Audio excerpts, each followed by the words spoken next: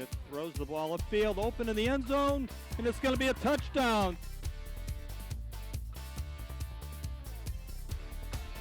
Oh, he wasn't down. He's going all the way. That's a touchdown.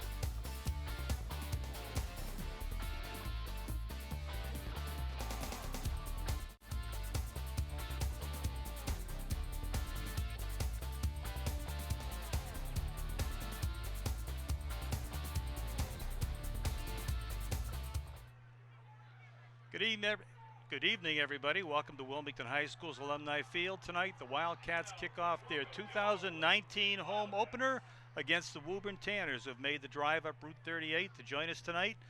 My name's Chris Neville. I'm alongside Jim Boyle. Jim, it hopefully will be a good competitive game tonight. That's what we're looking for. Woburn, even though this is a league opponent, this is considered a non-league game because we're Liberty Division versus the Freedom Division.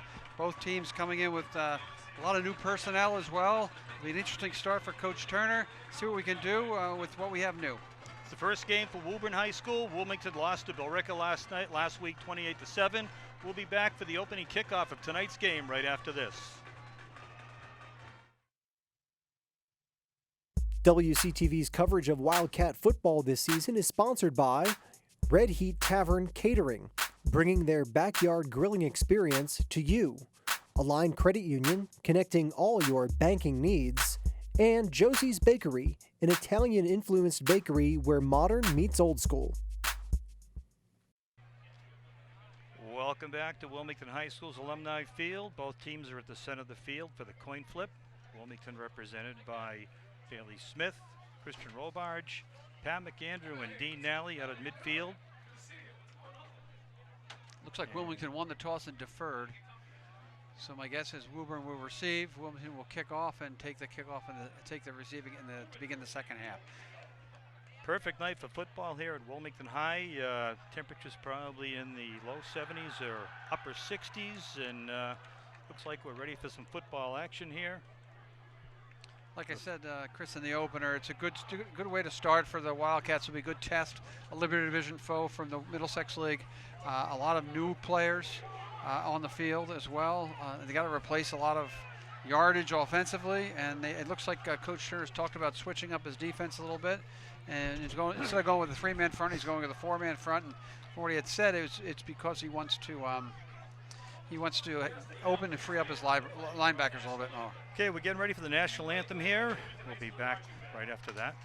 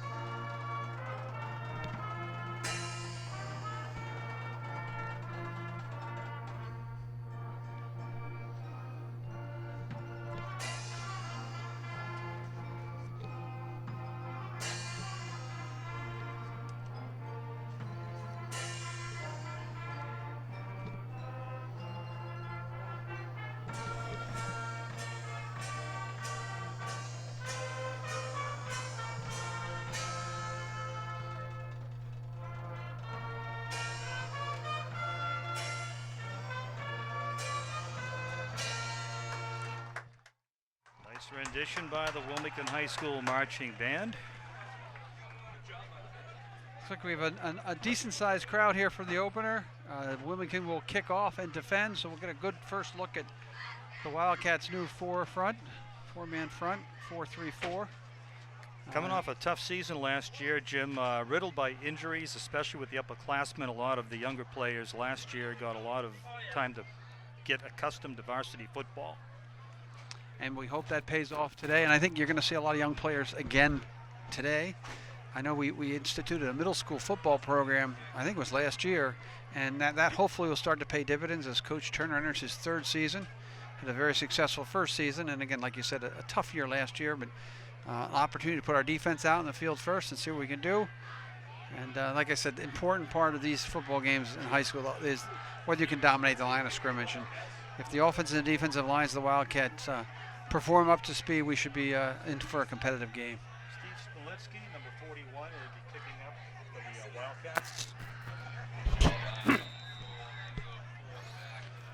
Another thing that might impact the season this year, the quarters have been expanded to 12 minutes per quarter, so there'll be a certain amount of attrition that goes through that. See if the Wildcats can stay healthy to make it a competitive season. So Smolinski approaches the ball. We're underway here. The ball is well kicked, and it stops dead. And it runs out of bounds at the 15-yard line. So there's going to be a penalty, offside penalty by the Wildcats, or procedure penalty. So Woburn will take advantage of a few extra yards here and start out first down. Try to kick it away from the return men.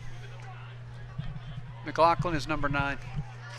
So again, I'm helping our friends here. The PA announcer, the Woburn lineup didn't have number 9 listed. He's one of the receivers. That penalty on the kickoff will cost them up to 40-yard line, actually the 45-yard line. Well, they're going to kick again. Okay, they're going to make us re-kick. So instead of taking the penalty, they're going to re-kick. Sorry about that, Chris. So we'll move back 5 yards and kick from the 35. Which I'm sure the two defensive backs for the Tanners will be probably a little more prepared for the next kick. Comes from the 35-yard line, and looks like 9 and 8. Dylan McLaughlin and is that Cruz? And Alex Cruz, deep back for the Tanners. Smolinski hits a squib kick down the middle. Picked up by McLaughlin right up the middle. He runs to the left, breaks a couple of tackles. He's out just across the 40-yard line, taken down at the 42. So the penalty will cost them almost 25 yards there if they had picked the return up. Joe DeMonico in the tackle with Steve Smolinski, the kicker. So we'll see what Woburn comes out with offensively. I know their quarterback is a first-year quarterback, a senior. He's replacing a 4-year starter. So it'll be interesting to see whether they're going to be a run offense or a pass offense.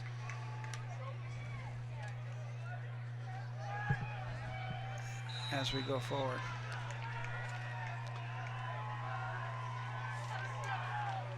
So Logan Wilson in at quarterback. One man in motion to the right, pitch back to the right, and a nice tackle on the play. Gavin Erickson, sophomore defensive back, comes up to make a stop for a loss of 2 yards, the 40-yard line. Again, early on, Chris, it's probably good for us to watch the play of our defensive line, which again, like we said, we put to a 4-man front. Try to free up the linebackers and your defensive backfield.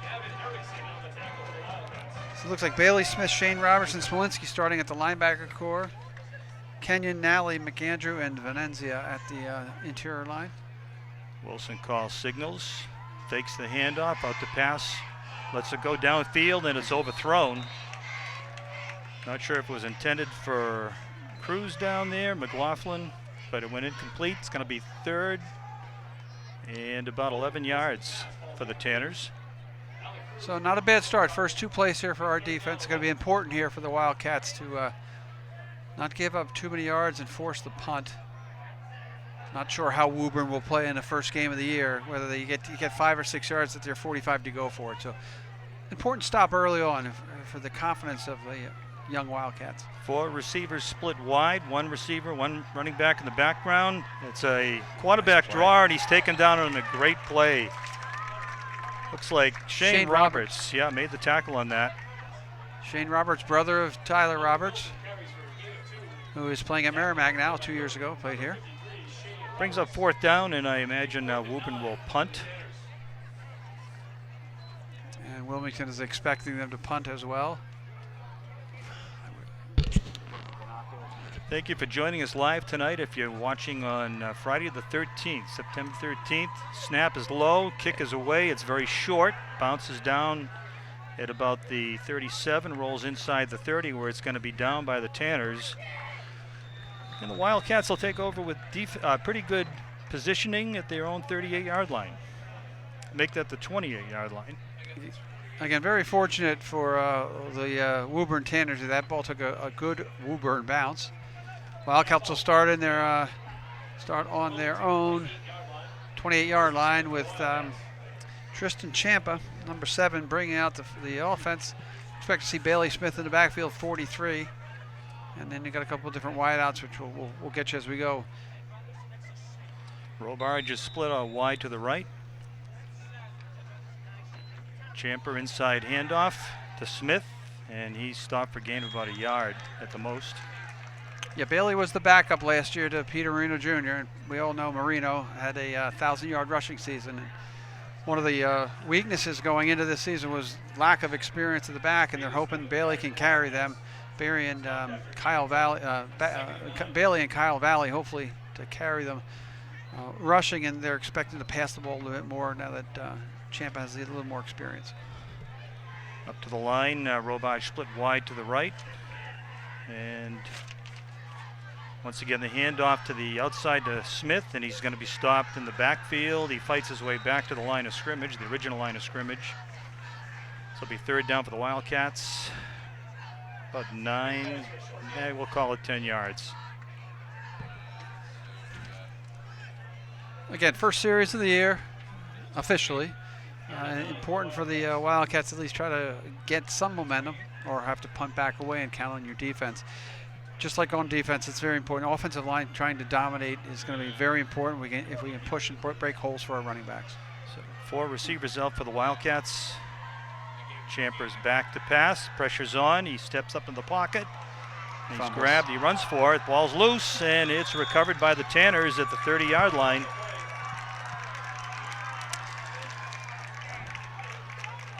So tough start, tough opening series for the Wildcats, Jim.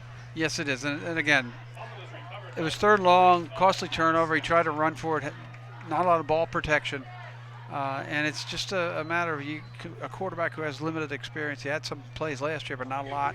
You know, it is very, very tough to play at this level against a team with the quality that Woburn has. Very important, again, defensive stop. Okay, Tanners come right out to the line of scrimmage. Wilson still at quarterback. 2 backs in the backfield. Handed off to the second man through, finds some good running room for a gain of about 6 or 7 across the 25. We're at the 25. So a little change up there from Woburn. They go to the straight eye, fullback and halfback, and they're just going. It looks like now in this spot they're going to try to pound it in. I do know that their fullback was an offensive lineman last year, and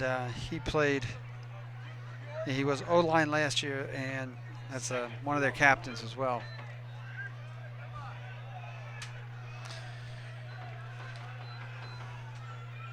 Looks like Derek DeBreo is in the backfield, number 20. Handoff again to the same position. That's Simon Sattler on the carry for the first down to the 18-yard line. So a little smash mouth football here for Woburn. Try to, again, get good field position on the turnover, and they're going to try to establish their running game to play off probably a limited passing attack. Important for our defensive line to clog those holes. It looks like they're going left.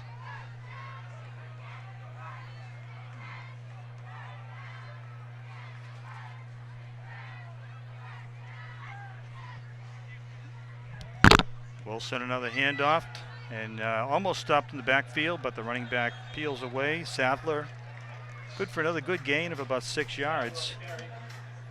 So again, they found a little bit of weakness on the defensive front of the Wildcats, which would be our right side defense. Their left side on their offensive line, and if I have their numbers correctly here, offensive line on the right side, they're playing Haddadi and a sophomore Kazadi at right guard and left tackle, no, at right guard is Kazadi, and at right tackle is the 3-year starter Covelio. So I would imagine that right tackle, they're going to go right at him. Heavy backfield, fumble in the snap, and it's a offside against the Wildcats.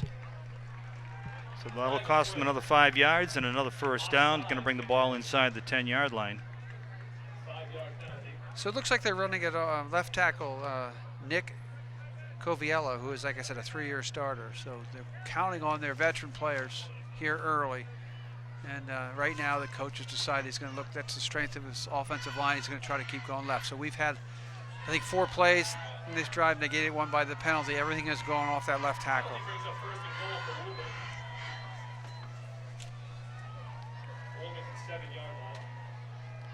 First and 10 for the Tanners at the 7. Another full backfield. Handoff up the middle. Nice defensive play and a fumble. I think the ball would have been blown dead at the 8-yard line. Bailey Smith blew that play up right up the middle. The guy cut back right into where Bailey Smith was, the middle linebacker, filling the gap, and that's where you want your linebackers to be, filling the gap and making the tackle. So on a big first and goal situation, no gain, forced a little bit of a sloppy fumble there. It recovered back by Woburn. So Wildcats are going to try to do the same thing here. Second and goal from the 8-yard line.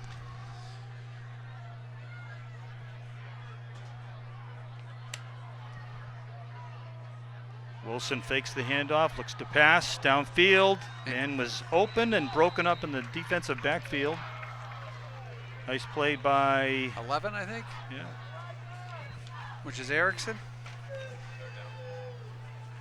Yeah, broken up by the left cornerback, Erickson. It's the second play he's made so far. So big third down here. Third down goal from, it looks like about the 7-yard line. So the Wildcats, I would expect this with Woburn to be a 2-play territory, Chris. And again, last 2 plays they went off their strength and they've run into nothing. So see what they do here. A lot of single digits in the backfield. Travis. I would expect they go left over Coviello, but they've gone away from that a little bit short side. Yep, they're gonna run. Wilson sprints out to the right, looks downfield, makes the pass, and it's incomplete. Brings up a 4th down for the Tanners. 4th and goal at the 7. Good stop here by the Wildcats if they can continue. That's good. So again, Wilson rolling right. He's rolling right, throwing right. That's the 3rd time they've thrown the ball. The 3rd time they've rolled right to throw right. He was short there on the pass. So now again, yeah, interesting to see what Woburn decides to do here. I believe the place kicker. Kick. Looks like number 4, Travis 44, Canoni. 44. Okay. So we'll go with Ty Eller. So you're going to try to get points left hash. Soccer style kicker. And we'll wait for the officials to give us a Snap the ball down. The kick is up. It's long, and it is good. So Woburn jumps out to a 3-0 lead here tonight. Ty Eller with a nice boot, sophomore for the Tanners. So actually, all in all, not a bad defensive set for the Wildcats there. First couple plays where they ran the ball left, they were running all over us. Then for some reason the coach decides to be coachish and tries to go right, and nothing happens. They must have a pretty good field goal kicker. A lot of confidence in his defense. Goes for 3. So with 5:48 to play here, live from Wilmington High School on Friday the 13th with a full moon. Full moon too. That's Anything why they got could me happen. doing the thing, I think. There you go. Because they got all the crazies out. That would be Mr. Boyle here. Hopefully we have some live viewers with us. I mean, a lot of them are here at the stadium. Looks pretty good. Pretty good crowd. Woburn's brought some students. Yeah. Woburn's brought some students. Wilmington has their students. We got the band. Not that you can see that as we pan around, but again, an impressive first night crowd, so it's important for Wildcats to get off to a good start. You don't want to get down to late October and have nobody here in the pouring rain against Lynn Classical like last year. Okay, Chris Robarge is back deep at the 10-yard line, waiting the kickoff along with John Germano, sophomore, number 1.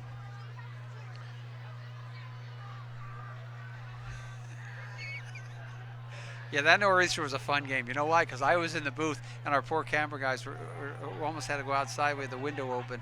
But that's neither here nor there. Let's see what we can do here on this drive. Good kick downfield, taken on the run by Germano, and he's up to the 30-yard line. I'm not sure what's a little bit of extracurricular activity down there for the Tanners and the Wildcats. Pretty good return, though. He made a nice play on the receipt of the ball down about the 18-yard line on the run. Brought it back about 12 or 13 yards. Wildcats will take over at their own 31. And that's, again, I think one of the features we'll see not only today but the whole year is Coach Turner has a lot of good young talent. He's going to try to integrate into the system. I have two number 44s on the Woburn program here. That's good. So I'm going to guess that maybe Ty Eller is not the kicker, and that maybe Derek Bakari, who's a fullback and middle linebacker, is the one with the big leg. Champa hands off up the middle, gain of a yard to Bailey Smith. A lot of tough sledding right now for Bailey on these first and second down plays. So that's his third rushing attempt, and I don't think he's seen a hole that he can even get his hand through. So it'll be hard. Again, it's very difficult. Offensive line play is going to be very vital to the success of the Wildcats this year.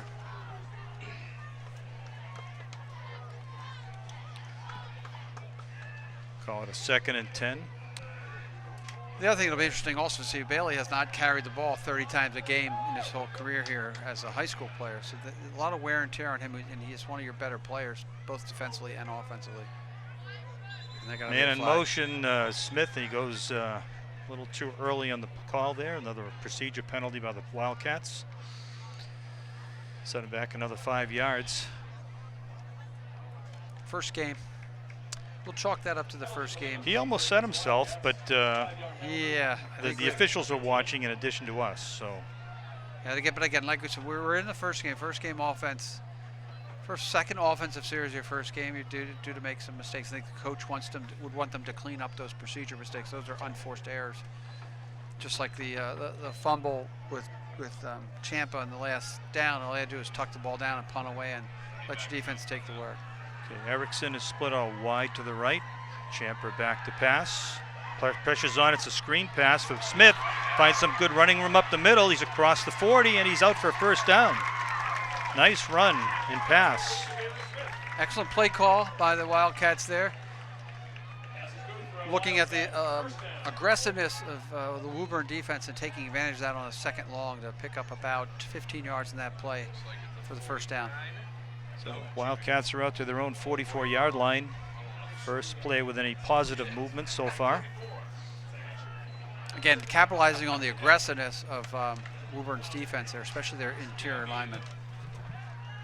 So they've established a screen pass. Let's see if they can establish any kind of running room for Bailey Smith. Inside handoff to Smith again, and he manages to pick up almost a yard up to the 45-yard line.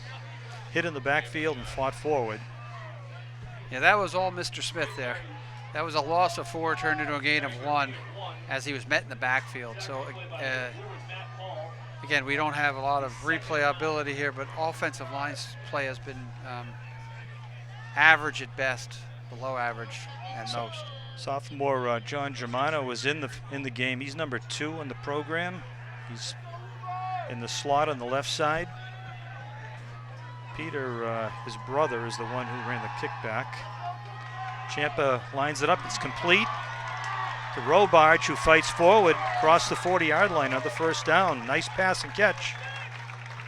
Good play, good play there by Champa and Robarge. Champa set his feet, made a good throw, and Woburn playing off a little bit. Champa took advantage of that, turned around, caught the pass, gets the first down. So 2 big pass plays and 5 very average running plays. So I know that Coach Turner thought they'd throw a little bit more than they did last year. So already this season, that seems to be where the success lies. Okay, so Wildcats with a little bit of momentum here. Champa stands at his own 45, calling signals. Handoff again to Smith, and he basically goes nowhere. Stopped for no gain. Woburn controlling the line of scrimmage big time here already. Here in the first 10 minutes of the first quarter. So either they have to change their scheme of their blocking scheme, or they're going to have to start to do a little misdirection, try to throw the ball off that play action.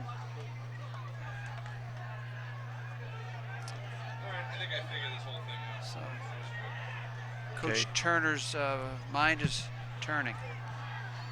4 receivers out for the Wildcats. It's out to the left in the flat. Nice pitch and catch again. Gain of about 5 yards on the far sideline. 26. I think that was 26. That was Andre Turner, only a freshman, seeing some early varsity action here. Yeah, get everyone involved. The passing game now, we've 3 straight completions. And the only issue with the passing game was on that 3rd down in the first drive where Ciampa fumbled. But he looks solid if he can get his feet set and they can hold the pocket for him. 3rd and 6 for the Wildcats at the 36-yard line. Got 3 wide receivers split out to the right, including Germano. Trouble. And Ciampa's taken down on the backfield for a loss of about 6 yards. At the left side of the offensive line got completely destroyed by the defensive lineman for Woburn there. Again, they're going to have to, as we move forward here in the game, they're going to punt. Wilmington is really going to have to shore up their offensive line play if they're going to have any shot at scoring and beating this team. But as of right now, as you look at the way the plays are going, he's 3 very successful pass plays, but when he doesn't have time, he struggles, and when Bailey Smith is trying to run the ball, he's being met in the backfield or at the line. So Chris Robarge is into punt, 4th and 10 for the Wildcats. Alec Cruz, deep back for the Tanners. Kick is away, and it's a nice one downfield, and it's going to go out of bounds inside the 10-yard line at the 7. Nice punt by Robarge. And there you need to compliment Coach Turner there. He made the decision. A lot of players say, listen, we're at the 40, we'll go for it on 4th and 10. He's got a punter he believes in, gets the punt. He's now pins Woburn back inside their own 10, try to change the field position and the dynamic of this game a little bit and force Woburn to gain yards. But a good early season call, understanding his personnel, and now you leave it up to his defense to make stops. The thing that I'd be interested in also, Chris, is how many two-way players the Wildcats are using. As far as it's not a warm night tonight by any stretch of the imagination, but it is a high pressure first game, and you know your nerves, your adrenaline's flowing, and you don't want to lose too much steam. So at some point we'll get you those numbers as Chris and I get used to this new 2019 version of the Wildcats. Okay, Wilson has Cruz in the backfield, and McLaughlin back to pass from his end zone. Lets her go long and deep downfield. It's good coverage, and it's broken up. Nice play by Gavin Erickson again. Again, defensive backs are stepping up. They have now attempted, I think that might be their 4th or 5th pass of the game, and they've completed none. Every single time he's thrown to his right as well. So let's see what the trend continues. See if the coaches up here in the booth notice that trend. Erickson was step for step with him. Coach Turner may have found himself a good solid player for the next 3 years. Right.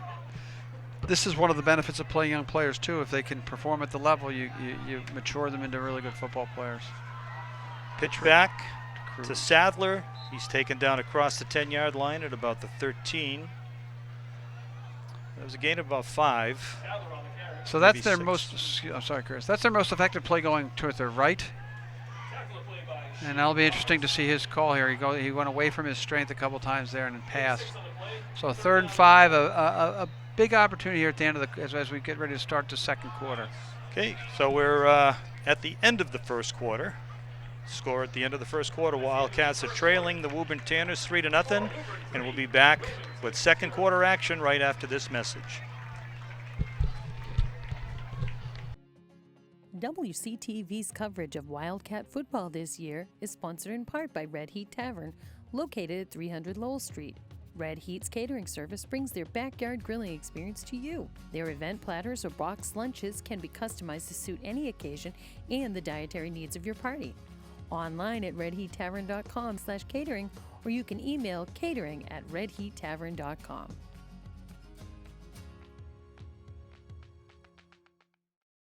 WCTV's coverage of Wildcat football is sponsored in part by Josie's Bakery, an Italian-influenced bakery where modern meets old school. You can find some of the classics with a modern twist, plus breads, cakes, and cookies, meats and cheeses too. Located on Lowell Street right next to Tremezzo, or you can check out their pictures and videos on Facebook and Instagram.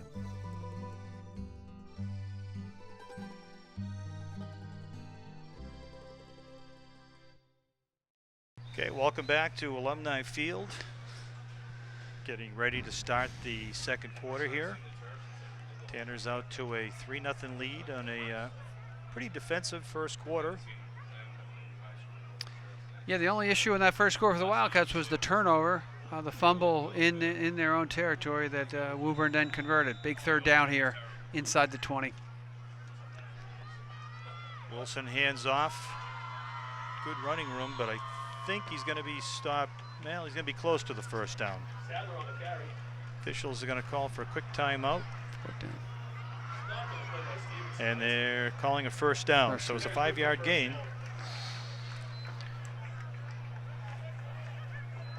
Again, they went to their left side, which is their strong side, where they have a 3-year starter at left tackle.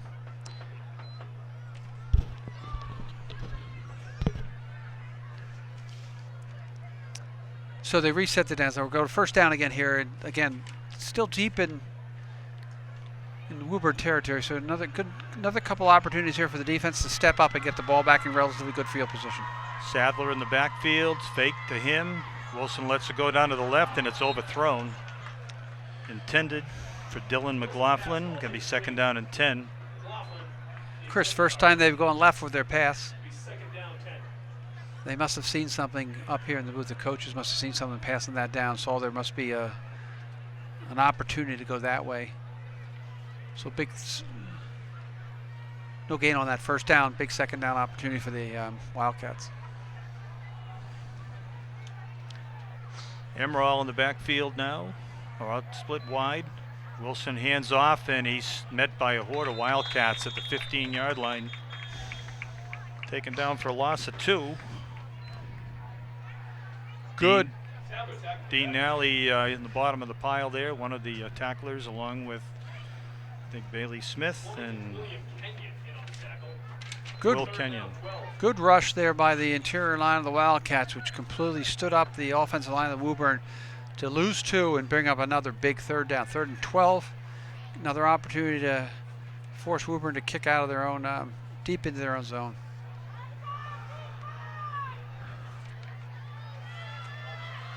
Langley is alone in the backfield with Wilson. Calls signals. Rolls to the right. Pressure's on. He lets it go, and it's complete and stopped for another loss down at the 15-yard line. Big play by Bailey Smith, who read that little screen pass and stopped it with him. So the Wildcats hold on third down, brings up a 4th and 12. We'll get the ball back. So the second punt, correct, for the Tanners. Again, important for your punt returners to not let the ball get behind them and give Woburn a couple extra yards like they had in that first punt. Robarge and Valley deep back for the Wildcats. Robarge calls for a fair catch at his own at the Tanner 47-yard line. Real good, smart play by Christian Robarge there. There wasn't anywhere to go. Take the fair catch, pick the ball up in the Woburn side of the field, and have an opportunity to try to punch this one through. Good field position for the Wildcats. So now that we've had 2 sets of downs offensively, we know what, hopefully Coach Turner's seen what's working and what's not. I still think you do need to try to establish your running game here. If they can't run and they can come at you full force with their with the defense, it'll be a tough couple of minutes for Mr. Ciampa. So we really got to try to establish the running game, which will be offensive line play important. Okay, Erickson split out wide to the left. Germano in the slot on the left. Fakes the handoff, keeps the quarterback keeper. He keeps going, and he's picks up about 2 yards, stopped at the 45-yard line. That looked like the famous RPO, run pass option, and he decided to hold it. Got to be a little bit careful with quarterback Champer. He's the only one with any experience out here. Backup quarterback broke his ankle, and the only other one on the roster, I believe, is one of the Germano brothers. I think they have a freshman, another freshman too, way deep in the roster. So 3 receivers split left for the Wildcats. Ciampa back to pass, lets it go, and it's knocked down. Incomplete. Intended for John Germano. Once again, Champ had absolutely no time to even set his feet to make a good throw there. He was forced to throw that quick.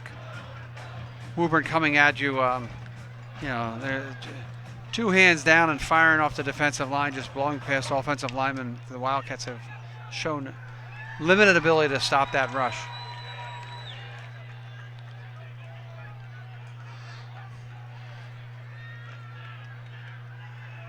Well, the screen pass worked a little while ago. We'll see if it's still up their sleeve. Erickson split wide to the left.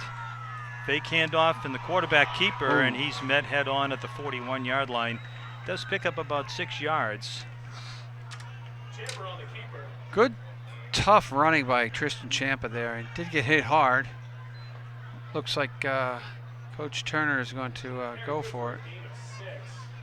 Derek Langlois, number 28, I believe, was in on the tackle there. So it's 4th and about 3. Numerous options here on the play-wise. I think you almost have to let Champa make a good decision, just like he did the last 2 plays.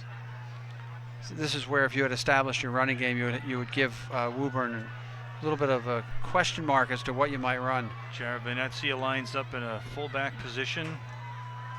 Back to pass is Champy, lets it go, and it's knocked out at the line of scrimmage. So once again, the Tanners will take over on downs at the 40-yard line. So again, another case where the defensive line of Woburn is right in Champa's face before he even has a chance to set his feet, read the defense, decide what he wants to do. It's going to be imperative that Wilmington shores that up offensively. The way I think that their defensive line they've shored that up here in the second quarter. Had a couple of stops. So again, put the onus back on the defense. You're only down 3-0. Try to turn them over. 8 minutes, 13 seconds, still in the first half. Woburn comes out to the line. Alec Cruz is split out wide to the right side at the tight end position. Man in motion. Skeffington, handoff to the left side, big hole, gain of 5 yards. Little misdirection play there with their fullback Langlois. How do you say that, Mr. Chris? Well, I'm calling it Langlois or Langlois. Langlois. Depends if he's really French or if he's just pretending. But again, a smart play by the Woburn coach there. They had been running with their running, but finally they just do a little quick pop with their fullback, pick up a good quick 5 yards. Fullback's not going to go for an 80-yard run, but he is going to pick up those quick, tough yards. 2nd and 5 for the Tanners at their own 45-yard line. Pitch back to the left to Langlois again. He's caught in the backfield and he's stopped for no gain. So there's a case where you go to your fullback who used to be an offensive lineman and he doesn't have the speed to get around the out, get at the edge. Wildcat defense fills the gaps, holds him to no gain, brings a big 3rd down. But a very good play by the defense of the Wildcats. Jared Venezia comes in, the left defensive end. Pat McAndrew in at the right defensive end. Big 3rd down here, Chris. Nally at defensive end on the far right side. Got a wishbone back to pass. He's being chased. Let's go. Man is open. And it's going to be enough for first down. He breaks a tackle down the sideline. It's the fullback. There's David Langlois again, down to the 35-yard line. Nice catch. Wildcats did have pressure on the quarterback Wilson, but he made a nice read, gets the ball to his bruising fullback, who breaks 1 or 2 tackles to pick up about 15, 20 yards on that play. To bring us 1st and 10 into Wildcat territory, 6:35 to play here in the second quarter.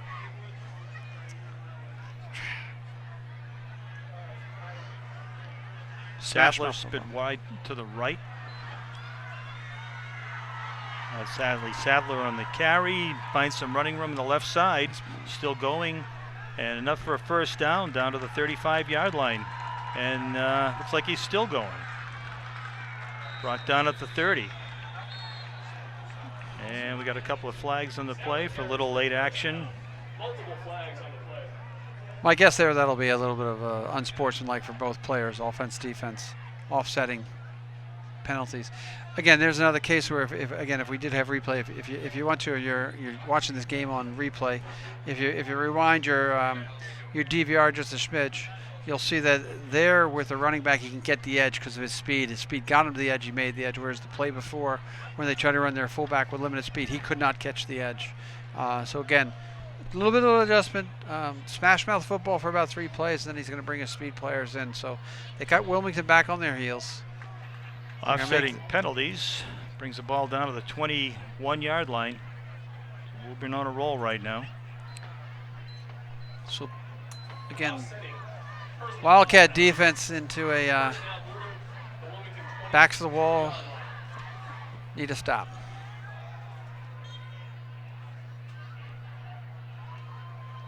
Hand off to the third man through. Cruz, another big Sadler again.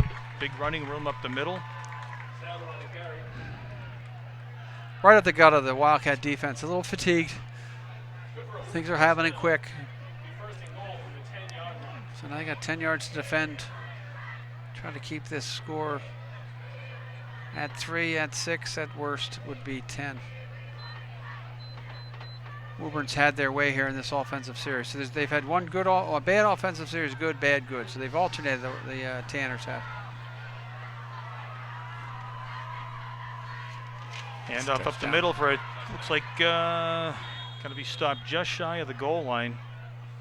Once again, Simon Sadler on the carry. Down to the 1. And going to their left side where their 3-year starter sits. So the Tanners with about 5 minutes to play here in the first half, looking to punch it in and increase this to a 9, possibly 10 or 11 point lead. Good mix of plays here too by the Tanners coach. He's done a Coach Belcher, Jack Belcher, who's now in his 3rd season, same as Coach Turner. Looks like we got a timeout call by the Wildcat sideline. So with 5 minutes and 2 seconds left in the first half, Woburn knocking on the door at the 1-yard line and holding a 3-0 lead here in the second quarter. Hasn't been a terrible performance defensively, but at times this last 3 or 4 plays of this drive, they really stuck it to the Wildcat defense. Woburn has. And again, a lot of younger players playing on both offense and defense for the Wildcats. Correct. And the ability of their offensive line to dominate the line of scrimmage, and our offensive line not having the ability to dominate the line of scrimmage, has played out big time here in the first half. And again, this is their 4th offensive series. The first one was a 3 and out. The third one was a 3 and out. And the second one after the turnover made a great stop inside the 10 to force a field goal. And here they've just really hot knife through butter our defense and moved right down the field in a couple plays. Yeah, we have a quick break in the action. We want to congratulate Sue Hendy and the girls soccer team on their 300th victory about a week or so ago down at Belmont, or against Belmont. Program that initiated back in 1987, so it's been a solid program for many, many years. We congratulate Sue for being a part of it for the last 32 years. 300 is a big number there, Chris. Here we go. Touchdown. Inside handoff for a touchdown.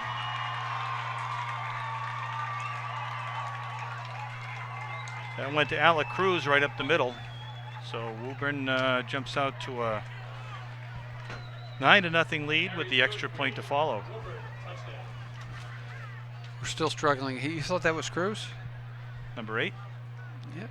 Yeah, Good guess for us. I know that Coach Maloney down doing the PA doesn't know who it was either. So 5 minutes to play, 9-0 Eller for the.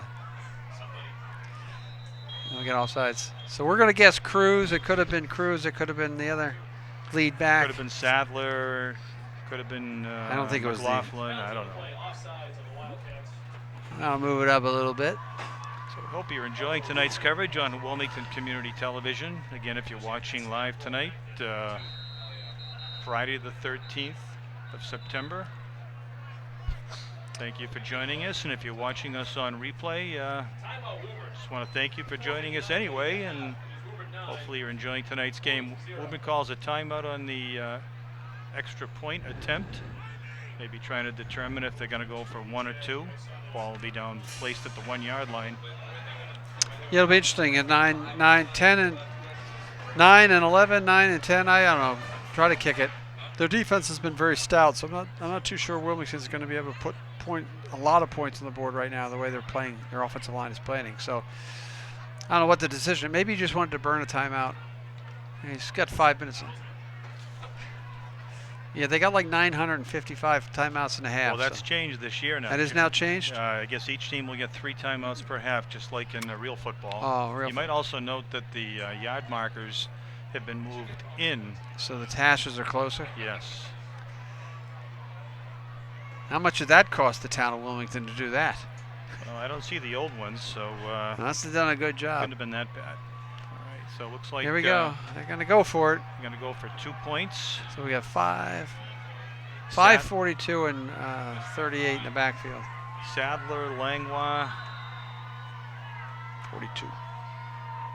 Hand off to Sadler, and he runs in almost untouched into the end zone for a 2-point conversion.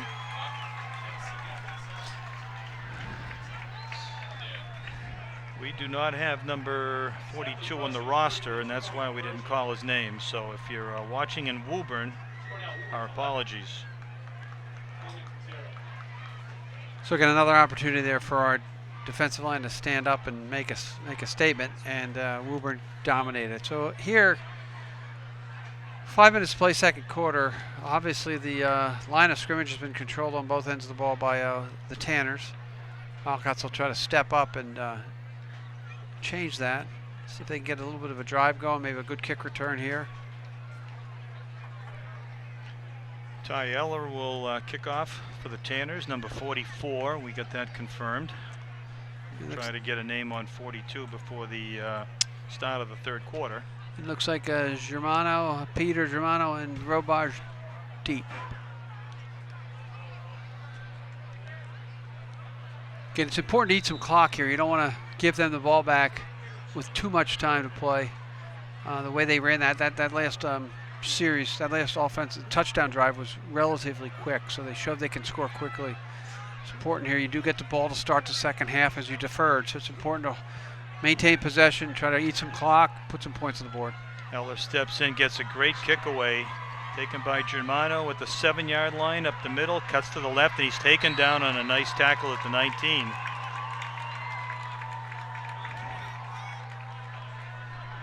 Woburn fired up here as their kick coverage team makes a big stop. I think maybe Travis Canonian in the tackle, number 4.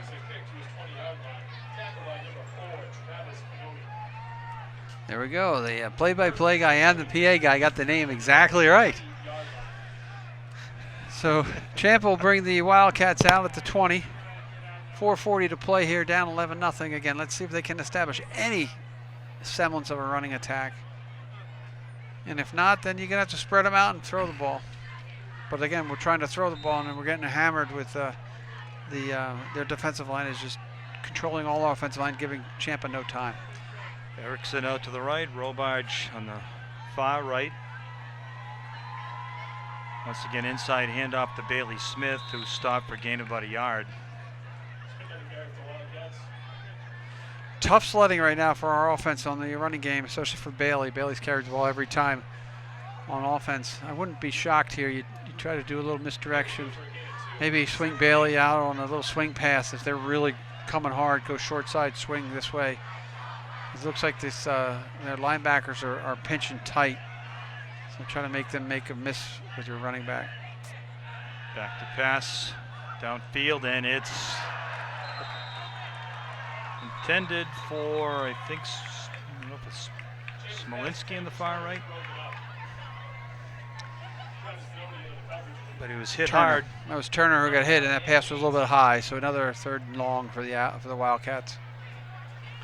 Some very young receivers out for the Wildcats. Correct. Turner's a freshman. Germano's a sophomore. Erickson's a freshman, I believe, or sophomore. So it's a lot of sophomores and freshmen in the receiving corps, correct.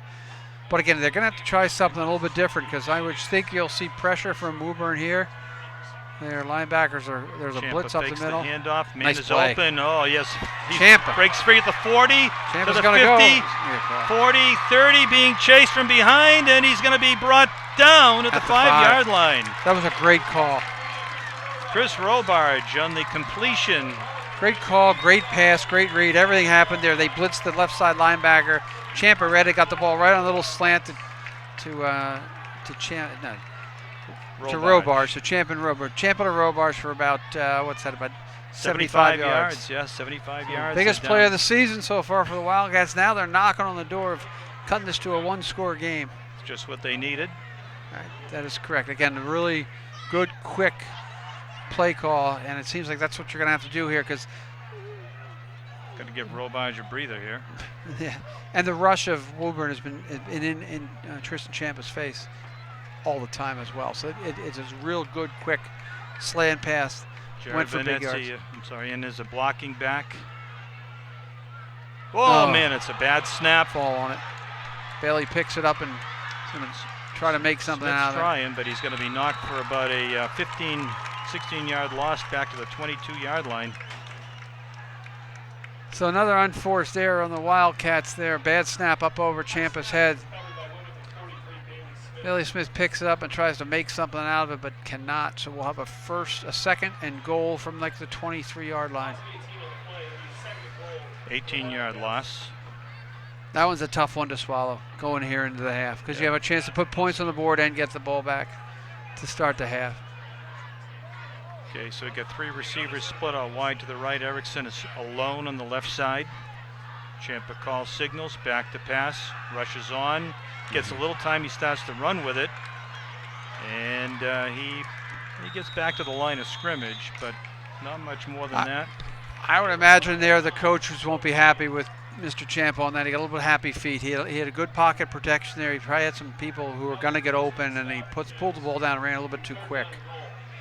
I mean, it's hard. I mean, you're going to get yourself whacked a little bit every once in a while, but I think that he got a little bit quick with his run there because he's been getting a lot of pressure all game. But there they actually set up a nice pocket for him. He ran probably a little too early, and I would imagine they'll look at that play and say, here's something we need to improve upon. So we're going to get a timeout, Wilmington. So we got 2:25 left to go in the first half. And Coach Turner will confer with his other coaches and the quarterback and try to come up with a plan to at least make a few more yards so they might be able to attempt a field goal if nothing else. Correct. If nothing else, they're going to try hopefully keep Woburn from getting the ball back with too much time left to score and take this game out of control in the first half. They've had like 3 or 4 really big plays all in the pass. The last 75-yard play was very well executed. Tough to do that with a short field. But again, I think you really have to try to get your quarterback to settle down. He's throwing the ball really well. The passes that he's making are quality passes to his receivers, and they're successful with it. But as long as he's not moving his feet, getting a little happy feet, moving around here and there, we have an opportunity to show some success. They are having a lot of trouble stopping the passing game if we can get that going. But here I think you really almost have to cut half the field. Cut the field in half if you're thinking about kicking a field goal. I know they lost their kicker last year was Bishop, who would kick for like 3 or 4 years too. So, you're still dealing with a probably a relatively new kicker. You think it's Smolinski's kicking for him? Steve Smolinski? Yes, that's correct. So let's see what he comes out of the timeout. I mean, a lot of options. 3rd and goal from the 23-yard line. Right, and I would expect Woburn to bring maximum pressure as well, count on his defensive backs to play man-to-man defense. Let's see if we'll see there are 2 linebackers. So 8's going to come up, and they're going to flip around. 8 and 5. 5 slotted out here. Let's see if they bring the middle linebacker in, and he's stepping in, and he's going to come as well quickly. They pick it up. Ciampa lets it go downfield, held up. Thrown into the end zone, incomplete. And, he was brings up a 4th down. That's a tough one. Robarge was impeded a little bit there as the ball was thrown, but there was no call. I can understand no call there, but he was impeded. So tough way to end that drive. So not a lot of choices here. The Wildcats have to go for it. And again, here, if you're thinking about this truly, if you're going to go for it here, you got to throw the ball in the end zone because the only way you're going to score is 4th and goal. Anything short is just moving the ball down the field. They're going to try a field goal. Oh, yeah. Well, a surprise, Steve Smolinski. The ball's set at going to be set at the 30-yard line for a 40-yard field goal attempt. See if the Wildcats keep that as the plan. Ball's down. The kick is going to be short into the end zone. But I think the ball's going to come out to the 20-yard line on the touchback. Another new rule in high school football this year. Well, I guess we'll see if I'm right. Yeah, because they changed all the rules up. They went from one federation to another. God bless our play-by-play guy who's up to date on this. Well, I want to thank the town crier for giving me a little cheater on what the rules are this year. Maybe I should read up on those, Chris. Yeah, I have the article right here. Because I'm sort of like way behind. I know they changed the rules, but you got everything going. I have to thank my play-by-play guy here. He's on the ball. I would just come here and just watch us play offense and defense and try to analyze what's happening. And then these strange rules happening, like the 3 timeouts, makes a lot of sense. Going to 12 minutes makes a lot of sense. Taking the touchback or the miss to the 20 makes a lot of sense. I mean, things that make sense in high school football, they've done. Which actually, when you think about it, well, we'll talk about that at the break. Woburn has the ball at 2:13. First down, important stop, first down. Got the edge. Split to the left, Dylan McLaughlin down the left sideline, still on his feet, finds some open running room to midfield, and he's taken down right there at the 49-yard line. So now they're in going to go under 2 minutes as they stop the clock, move the chains. I think they found something on this left edge here as they go left. Again, that's where their best player is on their offensive line, but I think they've really successfully executed moving left and getting their guys around the edge on the left. And it's been a series of different players as well. Clock continues to move, 1:47 on the clock. Tanners with 1 timeout. No, Wilmington with 1, Tanners have 2. Sorry, excuse me. No real sense of urgency yet on the part of the Tanners, leading 11-0. I think if they pick up big yards here, you'll start seeing clock management. Mike Kouzis comes out wide to the right. Pitch back to the left again. Caught in the backfield. Nice play. Simon Sadler on the carry, stopped in the backfield for a loss of about 2 or 3. And the clock continues to run. The tackle was 76 into the backfield for Wildcats. Is that the number correct? I don't see him on my list. Yep, Carl Said, who had been, I think he had been banged up a little bit preseason. Last year he was out a good part of the season. So that's a really good sign that he's in playing. He makes a big play like that. The more interior lineman you have, the better. Now it'll be interesting to see what Woburn does. 45 seconds left here in the half. Now they're going to throw right. Wilson back to pass. Lets it go downfield. Man wide open and dropped. Man. Intended for Alec Cruz, who was wide open, uncovered down the left side. Major drop, but a major miscommunication defensively for the Wildcats. I think, is that 25 on that side for the Cats? Can't really tell. That's Marcello Mizraca was that cornerback there. Safety over there. You let that guy go to. Mizraca's the corner. I don't want to blame him though, because it may not have been his guy. And the safety on that side is either Valley or Robar. So that looks like it's Valley's side on that weak side. 3rd and 12, 35 seconds. Big stop here. Big 3rd down stop if they can make it here. Back to pass, pressure's on. Finds some running room on the right side, but tackle. He's taken down. Nice. Great tackle by Bailey Smith. Yes. Bailey Smith in space making the tackle. You know what? I'd call timeout here, make them punt and try to block it if I was the Wildcats. But they can just run clock if they want. Let's see what coach decides to do. Kind of surprised there was not a little bit more urgency on the part of the Tanners with two timeouts left to go, but it looks like they're going to let the clock run down to 0. I think he was just comfortable going in 11-0. And I think same thing with Coach Turner. Coach Turner's going to let it run out knowing he gets the ball in the second half. So that is the end of the first half. And as we go to the break, Woburn Tanners 11, Wilmington Wildcats nothing. And we'll be back with the second half of tonight's game right after this. WCTV's coverage of Wildcat football this season is sponsored in part by Align Credit Union. Align offers a variety of banking needs, from savings and checking accounts to mortgages and home equity loans. plus CDs, IRAs, car loans, and more, located on Lowell Street next to Lucci's, or online at aligncu.com. Align Credit Union, connecting all your banking needs. WCTV's coverage of Wildcat football this year is sponsored in part by Red Heat Tavern, located at 300 Lowell Street. Red Heat's catering service brings their backyard grilling experience to you. Their event platters or boxed lunches can be customized to suit any occasion and the dietary needs of your party. Online at redheattavern.com/catering, or you can email catering@redheattavern.com.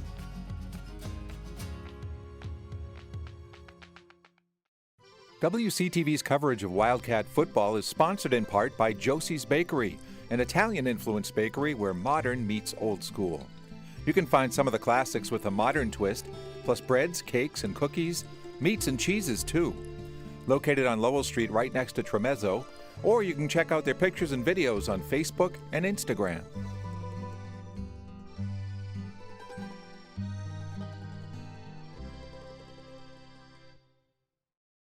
Welcome back to Wilmington High School. Tonight, the full moon, Friday the 13th, and we're at halftime.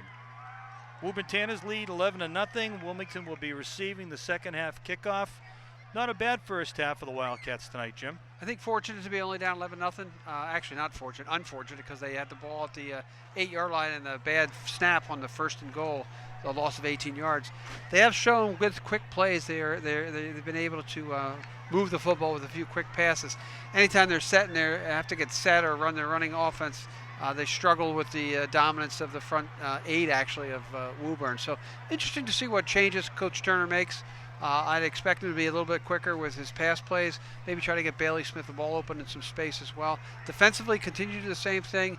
Watch that quick trying to get to the edge on the left where they have their 3-year starting left tackle as well, and continue to play hard and get an early score here, cut the lead 4, and we'll be in good shape. Okay, the Wildcats have taken the field, and we're almost ready for second half action. Just wait for the Tanners to come out. There's the moon. It's a bad moon rising right now. So we'll see what happens. Yeah, Tanners are coming out to kickoff. It's all yours. Let's go to Chris up in the booth. Okay, no, Marty's got a nice shot of the moon, but it's not like what we get at Fenway Park when the $20,000 cameras show the moon. It's kind of fuzzy here, but ready for second half action. Ty Eller will be kicking off for the Tanners.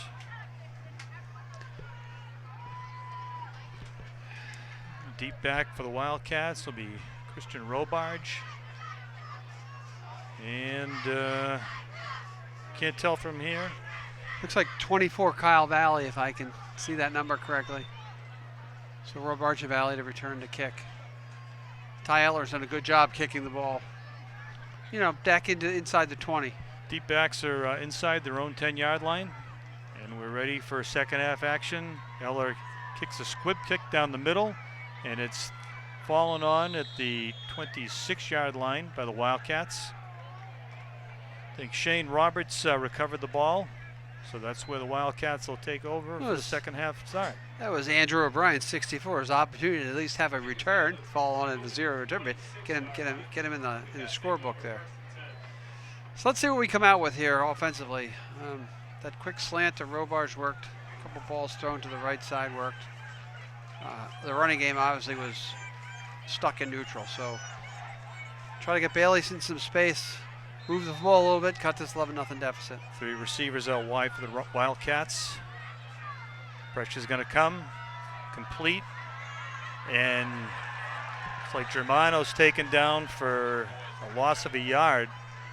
Pass was complete, but good coverage there by the Tanners. Again, the idea is smart. Quick, set quick, throw quick, catch ball, throw ball quick, make them over pursue a little bit, see what we can do. So again, that's the philosophy coming out. Let's see if Woburn makes that adjustment.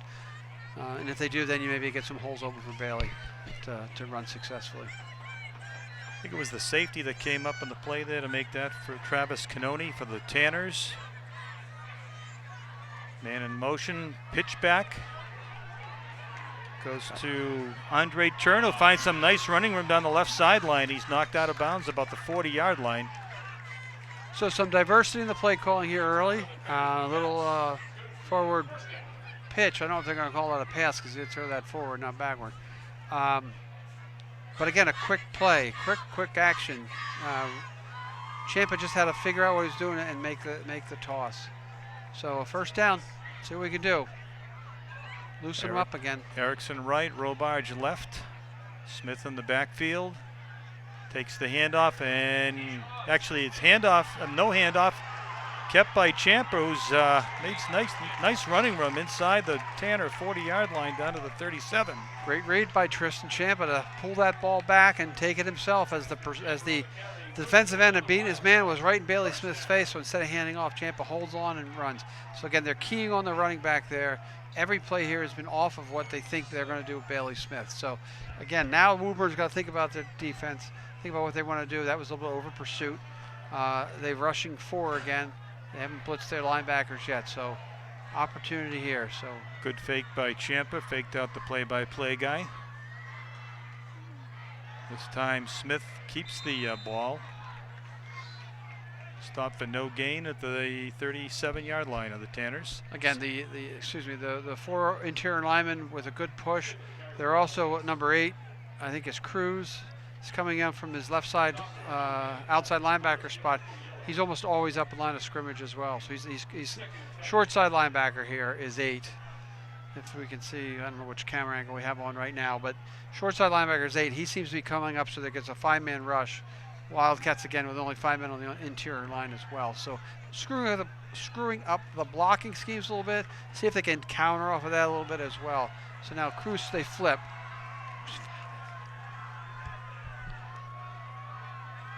Cruz and Sadler. And there he again, he elects to hold it on himself. Ciampa keeps it, yep. He's maybe stopped for a gain of a yard maybe. And they look like they were ready for that play. But a little more positive yardage here, and you can go for it. Instead of punting them deep, I would think that it would have to be like either a quick slant or even now try to get behind the cornerbacks and safeties if he has enough time. So again, if we're in the long shot here, and I'm sure we are, if you watch the Woburn defense, they get the 4 front men, they get the standing defensive end here, and see if they're going to bring the linebacker from the right side there again. Ciampa hands off to Smith. Makes a run for it, but he stopped for maybe a gain of a yard. That play just took too long. It's like the ball hit the ground, and his knee was down, I think. They're discussing that right now. Woburn is signaling it's theirs, and the officials are having a discussion. It'll be 4th down. Wildcats with 1 more chance. That play just took too long to develop, Chris. Again, as you watch the play develop there, Ciampa had to make a decision quickly, and he made in the end he makes the right decision by holding the ball a little bit too long. He didn't give Bailey Smith enough time to read his hole. So here on 4th and 9, the Wildcats need again. You would expect this play to be a pass play to be a little more than 9 yards downfield. Again, let's see where Cruz is, see which play he's going to bring the they dropped everybody back, so it's a 5-man rush. Ciampa's got the open receiver there and it's caught. Good read. Caught for a first down by the Wildcats. The Robarge. That, again, changed again here from the first half. They had Tristan Ciampa rolling out to the right. They brought everybody over. They moved everybody left side. They brought Robarge back to him. He threw it right at him, past the first down marker for first down. Not a little bit different offense. Not different, but a little bit of a different look for the Wildcats here as Coach Turner shakes things up offensively. Big first down for the Wildcats because it keeps the defense off the field and it gives them a shot to get back into the game here.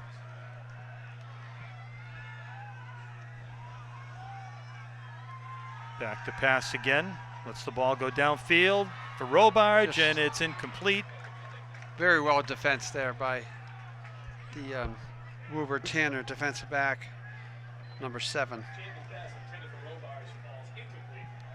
Which is Covino, strong safety Corvino.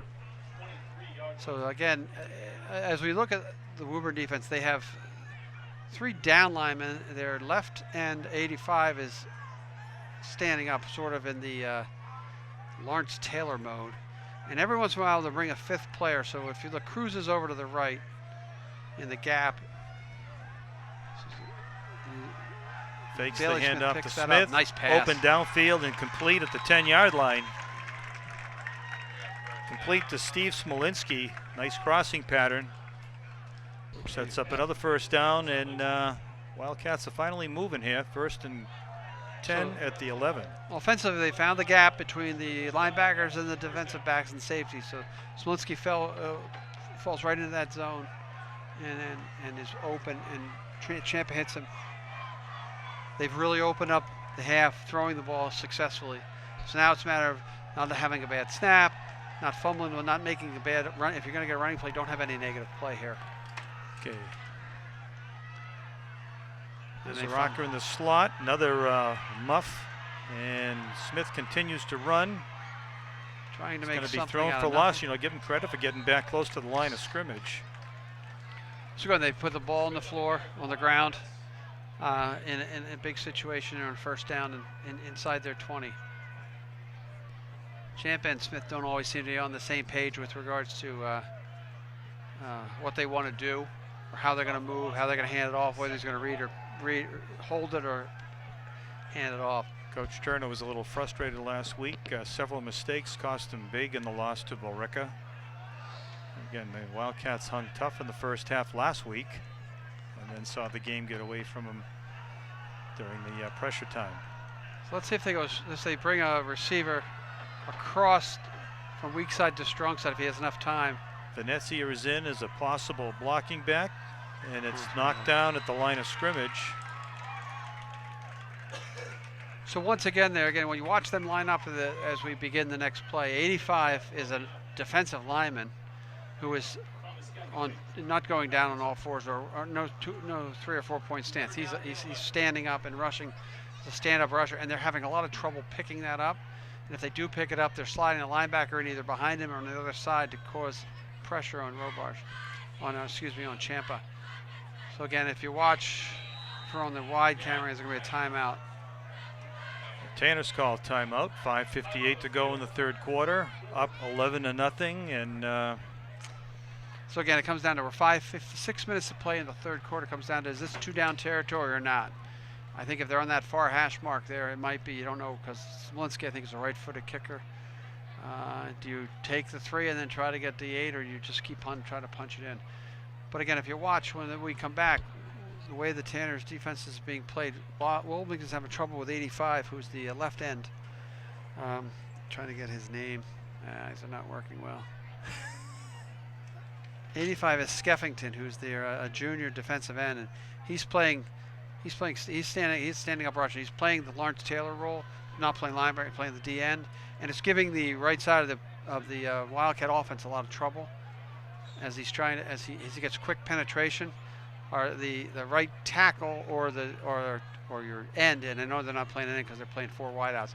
It might be smart for the Wildcats to bring in a tight end, if you want to call it. Bring one of the receivers in just to chip him to avoid that rush, because he's beating our right tackle regularly. Yeah, Venezia comes in as a blocking back. He's got a little beef to him, but they haven't really gone to him on the offensive side of the ball at all tonight. And even if the problem with that is Bailey Smith has to stay in to pass protect. So it might be the understanding might be you might want to try to have Bailey chip him and slide out and do a quick out to Bailey, try to get Bailey in space to utilize his speed. But again, here you see that now they've got Smolinski's in at the tight end position. Tight end, but you can see he's standing up. Both guys are coming hard. Oh man, good kept call. The ball, and he's down to the 1 yard line. Champa kept the ball, faked the handoff to Smith. Found good running room right down the middle of the field. Again, taking advantage of the aggressiveness of the defensive front of Woburn there, with Champa making the right call. Bailey Smith's going to get lit up, but Bailey is a decoy and Champa's open. Now you have a 1st and goal from the 1 yard line. Numerous options here to try to punch this in. Got 4 plays to get it there. Champa's made some really good reads this half as well. Again, taking advantage of So let's see if they have Smolinski is here on the right side. And Venezia is on the left side, so they may just try to pound the ball into the end zone. Ciampa keeps it, and he is in the end zone for a touchdown. Wildcats finally break the that play. Bailey Smith led the parade after when we put in the 2 tight ends, and then Bailey Smith filled up the hole, led the parade in to cut the lead to 5, an opportunity to cut it to 4. I think they'll probably go for the 2-point conversion here. I mean, you don't want to chase the points right now. If you're confident in your kicker, you got the 1, you're only down 4, and you score, they only have to kick a field goal tie. You don't score, you're down 5. I would think he'll go for it after I made that whole silly statement. Why not go for it? His first game of the season, cuts it to 3 Sure. field goal. But there's still a lot of time left to play. It's hard to then you chase points. Ball's placed at the 3-yard line. Again, they might have a nice 2-point conversion play from 3 yards out, 2.5 yards out. Ciampa's done a good job making Rolls to reads. the right, Perfect. man wide open for the 2-point conversion. Robarge is complete. And the Wildcats are back into the ball game. So take the second half kickoff and drive it almost 75-odd yards. Ciampa with a couple of really big 3rd down plays. Ciampa making the right reads, the right calls all the way down the field. And hopefully we'll loosen up that defense a little bit. Now we'll come back down to the defense to make see if we can stop. It took half the quarter to do that, so you kept the ball out of the dynamic offense of Woburn. Looking down at the crowd here, there is a large contingent from Woburn. A lot of orange and black and white. Pretty decent crowd on the Wilmington stands as well. So 11-8. 5:21 to go in the third quarter. Next week, the Wildcats travel to Bishop Fenwick over in Danvers, and Woburn takes on the Burlington Red Devils in their 2nd game of the season. Yeah, I think Bishop Fenwick last year made it pretty far in the state tournament, so it'll be a good matchup. This is a great opportunity here for Wilmington to establish themselves in the first game against a Liberty Division team, which is the bigger division of the Middlesex League. So again, now after a nice long 6.5-minute drive, let's see if we can pin them back and play some defense.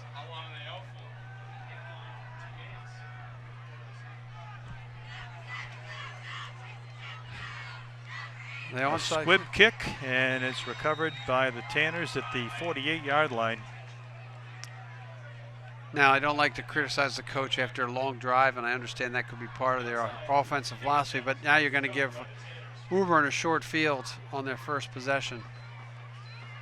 You know, that's a play that if it works, you look like a genius, and if you don't convert, you give them the short field. So you really kind of count on your defense here to make a big stop after you score. But again, Woburn did 5 drives. The 5th one wouldn't count. The 1st and 3rd drives, they were very mediocre and punted. The 2nd and 4th drive, they drove for a field goal and a touchdown. So again, let's see what defensively we can do, what changes were made to see if we can not allow them to get that left edge. Langlois in the backfield. And off is to Sadler. He stopped for a gain of 2. I think that if I look at this offense for Woburn, I think that they're going to be stronger with the ball either placed where it is here, center of the field, or on the right hash, because they're really strong on the left side of their offensive line. I wouldn't be shocked. Anytime we're short side on the left side, it's hard for them to utilize their strength of the strength that is the left side of their offensive line. I'm not sure, but I'm going to guess that number 42 that we do not have on our program might be Derek Picari, because he's a fullback, which makes sense. I'm going to go with that for the rest of the game. I had Picari at like 44. Yeah, but Eller's also 44. Oh, I got you. 2nd and 8. Quarterback keeper. Tries to get the edge. They had him hemmed in, but he makes some good yardage. Gained about 4 yards. Stopped at about the 46-yard line of the Wildcats. So breaking that first tackle allows them to pick up an extra 2 or 3 yards to make it a 3rd and short. 3rd and 5, you think? 4 or 5. If you can see from our long view, your eyes must be better than mine if you're looking on TV here, because that does look like 3rd and 4 or 5. So it's basically short. Big play here. Big play for the defense, because I would imagine Woburn's going to be in 2-play territory unless they lose a lot of yards. And again, they're on the short side. So now they're short side. So their strong side, which is their left side, is on the short side of the field. Not as much room to catch the edge here. Cooser on the right. Back to roll pass in. Wilson. Pressure's on. Good pressure by Try to Dean make the Nally. good They tag. stop him. Nice defensive stop by the Wildcats at the 48-yard line. Dean did a great job getting initial penetration, holding his spot, shedding his blocker, and making the tackle. Nice, good defensive play by Captain Dean Nally. So potentially a great stop. It is. And they're going to punt. Count on their defense. Derek DeBreo, the punter for the Tanners. Snaps over his head, but he's going to have time here if he's not stupid. He should punt it right And- now, but he's not going to. Great and play, it's a good Dean Nally. sack, That yeah. was Dean Nally, wasn't it? Wildcats have changed. No, that was 24. Sorry. Kyle Valiant in the tackle. Wildcats have completely changed momentum here in the second half. Bad snap on the punt, places them in their Woburn territory, going in to try to take the lead, 11-8. I think DeBreo, he probably could have got the ball off with a punt, but you know, when you have People coming at defensive linemen coming at you, it's kind of tough to make a decision whether you're going to run or kick the ball. I always say, Chris, the easiest thing to do is tell them to punt from way up here in the booth because there's not all these big bodies coming at you. So again, Wilmington, opportunity here. Tristan Champa had a great drive last drive with running the ball and picking their spots to pass. They've really made Bailey Smith the decoy here on offense. Let's see what they do now. There's Wildcats at the 33-yard line. Smith There he with the goes. handoff, and he lost the Fumbles it. ball. We'll see. It looks like the Tanners probably got the ball back. Big fumble by Bailey Smith, and Woburn recovers the ball at the 34-yard line.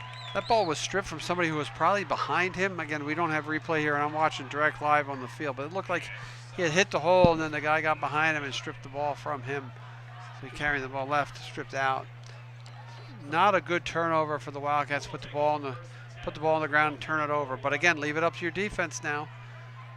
You're only down 3, so you're down a field goal. That was a great opportunity though. That was Tough lost. break though for the offense.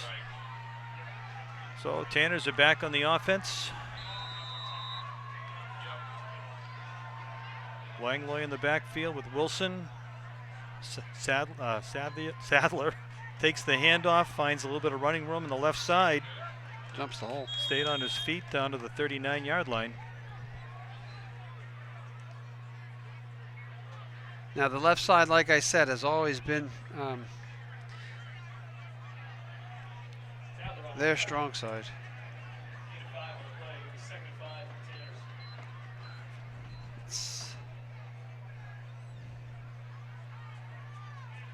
Again, when they get the edge, they're really tough. They got a lot of speed. If they get their running back off to the edge, they got a lot of speed. Wildcats have to understand that. And especially in the last pass play where Dean Nally made a great play, he stayed in his lane and made the play. You have to maintain your position and maintain where you're supposed to be. So again, Wilson, second man through. Once again, Sadler again is stopped for no gain, or a gain of about a yard at the 40-yard line.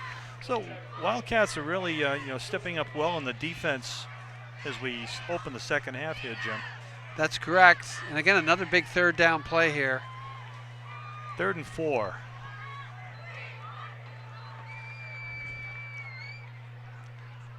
So I think, again, let's see what they do. The general play call here has been to take the quarterback and roll him to the right. Try to get the edge and try to get a nice short pass. They only need 4 yards. This will be important for both defensive ends if it is a pass play to not give up the edge. And the student Bakari's sections in the are going backfield, after. number 42, the blocking back. Big hole, but he's going to be, is he going to? He got it. He rolled off the top of Smolinski's tackle and got the extra yards he needed. So first down for the Tanners. He's a big back too, though. They went right side, which is, again, I think where they have a 3-year starter on the right. Going right at Dean Nally, but maybe not enough help with Dean on the left side of that defensive line on that play. Let's see what they do now. They're in the middle of the field. He's got a multitude of options here. I wonder if they still try to go left to catch the edge on the left side.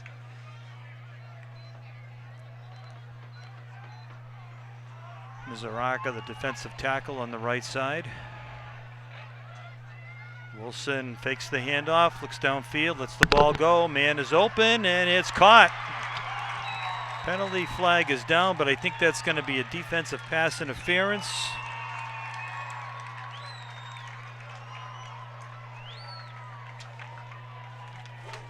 It looks like that's what it's going to be with the referee right there. Skeffington made the reception on that, made a nice catch with close defensive coverage. So the Wildcats penalty be a decline because the play results in a first down. It was 22 DeMonico, I think, on the penalty there, this side.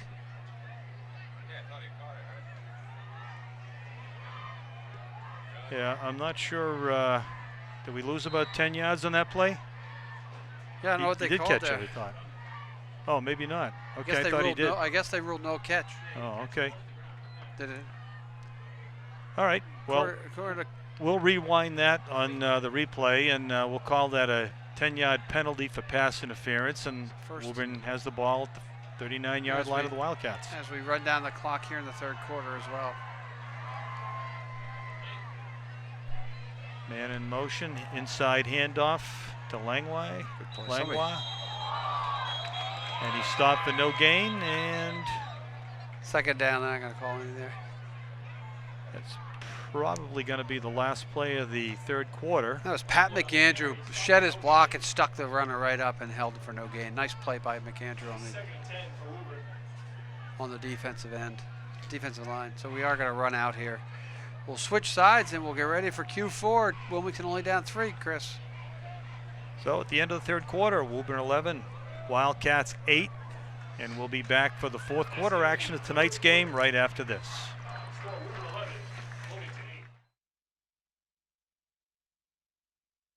WCTV's coverage of Wildcat football this season is sponsored in part by Align Credit Union. Align offers a variety of banking needs, from savings and checking accounts to mortgages and home equity loans, plus CDs, IRAs, car loans, and more, located on Lowell Street next to Lucci's or online at aligncu.com. Align Credit Union, connecting all your banking needs. All right, we're just about ready for fourth quarter action here at Wilmington's Alumni Field. First home game of the season for the Wildcats, trailing by 3 points, 11-8.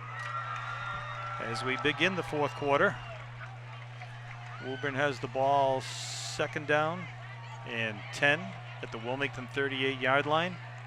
Great third quarter for the Wildcats to cut the lead, 11-8. The only score was the Wildcats. Got to make a stop here on defense. Second and 10. Hand off to the second man through. He's stopped, and nice defense by the Wildcats. Bailey Smith. Sadler again on the carry. Bailey Smith shot the gap there and made the initial hit to slow down the running back, and he was helped by 3 additional teammates as well. So a big third down here at 11-8, down 3. Woburn having a little bit of trouble getting any momentum going here in the second half as they dominated the first half with 11-0 lead. Wildcats, like I said, came back with 8 in the third quarter. Series of turnovers here, a muffed punt snap, and then a turnover, fumble by the Wildcats. Turned the ball over like twice in this last 2 possessions. Big play. Venesia comes in at the right end position. Man is in motion. Back to pass, Wilson, pressure's on, finds some running room, and he finds room on the right side of the 30 to the 20, and he's knocked out of bounds. Ooh. That's not going to be good either. That's going to be a penalty on Valley. They're going to call that a late hit when he tackled him out of bounds, so they're going to tack on another 15 to that as well. Or half the distance to goal line. A little bit over-aggressive by Kyle Valley there on the tackle out of bounds. Almost looked like a broken play in the backfield, but Wilson kept the ball, scrambled to the right, and found a lot of running room. He's had 2 or 3 plays like that during this game where he's scrambled out and using his speed to make a big play. So looks like we're going to have a personal foul and half the distance to goal line to put the ball inside the 10. So a first and 10. First and goal.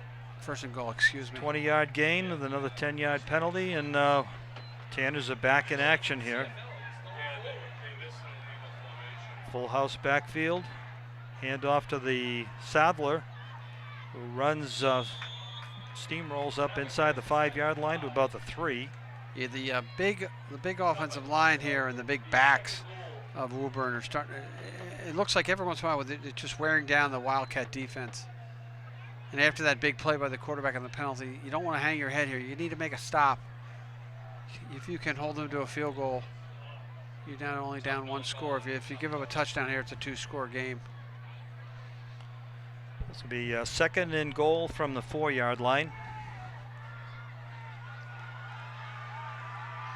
And they're quick when they get to the line. Sadler's Nice got play. the ball, but they Dean stop Nally. him. Nice defensive play at the 3.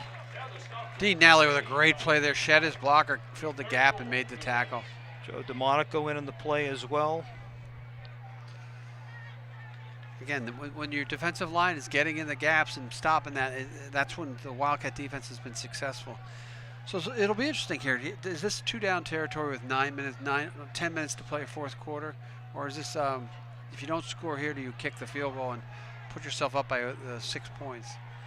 So let's see what happens here before we worry about that. Hand off to Langway Not gonna score up the there. middle, and he's stopped again shy of the goal line at the 1-yard line. Good defensive stand by the Wildcats here. Well, The they'll last go couple for plays. this, My guess is he's going to try the same play, is to go stack his backfield up and just try to shove it home. Wildcats are going to have to stand up. Defensive linemen are going to have to stand up their offensive line. The linebackers are going to shoot all the gaps. 4th and goal from the 1. Big play here if the Wildcats can stop them, but then they'd have 99 yards to go in the opposite direction. But they'd still only be down 3. Good I'd point. rather have the 99 yards and down 3 than 70 yards and down, what would it be, 8, 19, 11. Bakari and takes the handoff. Actually He gets gets in. into the end zone for a touchdown. 28. Langlois. Yeah, he's done some yeoman's work in the short yardage situations as well. But again, that whole series of offense for Woburn was the big play by the quarterback and the 10-yard penalty to put them inside the 10. So some mistakes by the Wildcats here have cost them a little bit. This is important. They'll try to kick it here, so that'll make it a 10-point game. Ty Eller in for the extra point conversion attempt. And the fact that I know that you can't get 10 points in one possession is pretty smart of me. So if he misses it, they're up by 9. You've been doing this for a few years. That's it's good to see you learning your mathematics. Oh, bad. Now this is important. You got to make the stop Misplay. here. You know, throw it. Nice play. Good defense by the Wildcats to knock down the errant pass by Ty Eller. So I will say that some of the snapping here, long snapping here on the special teams has been not the greatest for both Woburn and the Wildcats. Coming from a former long snapper, not an easy thing to do, but if you get the hang of it, you should. That's something that you got to execute. So even on this level, it's something where that snap has to be perfect. So it could cost you games if you don't. I did not know you were a former long snapper. I long snapped through my high school career. And Closest I ever got was at a restaurant. I had snapper, grilled snapper. Yeah, I that's think good. it was pretty good. yeah, I get snappered by my wife. I get snapped at by my wife. That's another thing. Thank God she's not watching. All right, so Woburn takes a 17-8 lead. 8:51 to go in the game tonight. Opportunities here for the Wildcats, so they're only down 9. Again, I was not a math major, but I do know that 8 and 9 is 17. So it's important. This will be an important kickoff, and they have to execute offensively and to give themselves an opportunity. Can't make mistakes. The fumble when you had the short field didn't help. The bad snap by here and there doesn't help. The penalty down the goal line. There was a penalty on the 2. They were going to try to kick the extra point. The penalty gave them the yard and a half closer, and they went in for 2-point conversion. So you think about it, it could be an 8-point affair, not a 9, if you don't have that penalty on the extra point. So a lot of things could happen. Robarge deep. It's a nice kickoff taken by Robarge at the 5-yard line. He cuts to the left of the 15 to the 20, and he snakes free. Brought down in a hard tackle at the 27-yard line. I'll tell you, Robarge has done a good job returning kicks, catching them and returning them. to help with the field position. That's an important spot, is that kick return, especially at this level. Is you want somebody who can catch the ball and at least get you positive yards, especially with a team like Woburn who can kick the ball deep like they do. Haven't acknowledged the band yet tonight, but the Wilmington High band is here in force, not on the field for the halftime show, but certainly entertaining the fans from the stands. Ciampa, man in motion, handoff to Andre Turner, who sprints to the right, finds a little bit of running room out to the 35-yard line. They're not happy, I think, coaching staff. It's not a quick whistle here either on that one. Turner was stopped. His forward progress has been stopped about 2 seconds before they blew the whistle. So that can lead to a chippy game. So, but again, nice call. Misdirection. Quick misdirection. Have them as they shoot their gaps. So now hopefully you now have the defensive lineman thinking a little bit. And again, here you can see he's got 2 interior linemen on a 4-point stance. He's got 2 up defensive ends. Back to pass, scrambles a little, finds some room on the left side, and he runs out of bounds for a first down. Out at the 40-yard line. Again, I think with some experience, that play Ciampa will probably give himself 1 extra half a second to see if he can find an open receiver. But again, it is the first game of the season, and he didn't get a lot of playing time last year to throw. And he's done a really good job when he's got time getting the ball out. He's done a really good job when he had to make quick reads. So there he picks up the first down and lived to play another 3 or 4 downs. 3 receivers out to the right. Looks like Erickson on the left. Passes out on the right to Germano, who finds a little bit of running room. Gain of about 5. He's brought down at the 44-yard line. Again, another real quick pass, good quick read. John Germano won the reception there. So you pick up 5 yards on first down. You have 3 downs to make 5 yards. Again, opportunities are here. Don't want to make mistakes. Your offensive line's got to continue to block. You're not getting the push that they had in the first half, Woburn. I think their quickness on the edges bothered us. Turner in the slot. Pass is complete to Robarge, who finds some running room up the middle. Still goes inside the 35-yard line and brought down to the 32-yard line. That play's worked a couple times tonight. Yeah, Christian got a little bit banged up there, but another great slant play, and Robarge has done a really good job when he catches yards after the catch, or YAC as they say in the NFL. But he's banged up a little bit, so the trainer will have to look at him, and that's probably not really a... Looks like Alfonso Gambale is in to replace him. There's a timeout. Timeout called by the Wildcats prior to the snap. My guess is they didn't like what they saw, and having Robarge hurt sort of screws up your rotation as well, because Robarge is your #1 primary receiver. 6:56 left to go in the game. Tanner's up 17-8. The only issue for the Wildcats would be the clock continues to tick as we have just under 7 minutes to play here in the fourth quarter. They're going to have to score, make a stop, and then score again. So it'll be an uphill climb, but they've done a much better job here in the second half running their offense. I think Champ has really stepped up, understanding that they're really keen on Bailey Smith. They've taken away all your running lanes, so you've done a little bit of, you've changed up a little bit to be a little quicker, a little bit more misdirection. At some point, you're going to get an opportunity for Bailey to pick up the ball and gain big yards as they focus on other aspects of the game as they've changed the mindset of the defensive line. Trainers taped up Christian Robarge. He is really he's shown a lot tonight on the offensive side of the ball.